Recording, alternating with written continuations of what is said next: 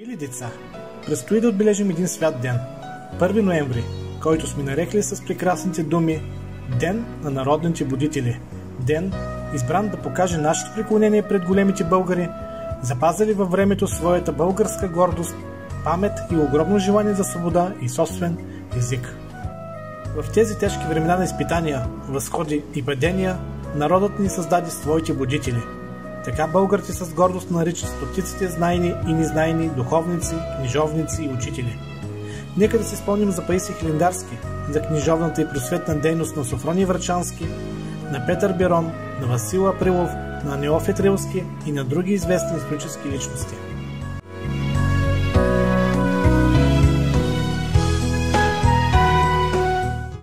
Редом до тези будители поставяме имената на Георги Раковски, Васил Левски, Христо Ботев, Любин Каравелов и още други родолюбци, които народът ни почита като герои.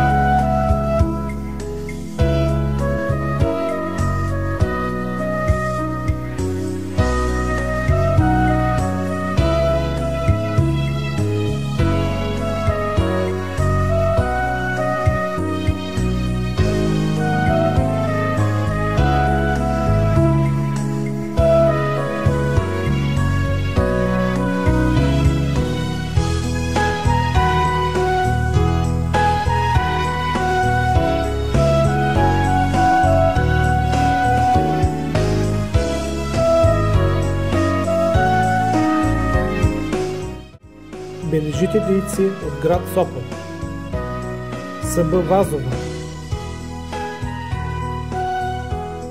Иван Вазов, Йордан Ненов, Кирил Нектариев, Неделя Петкова, Ганчо Поп Николов, Калис Луков, Мария Българова, Верки Петрович.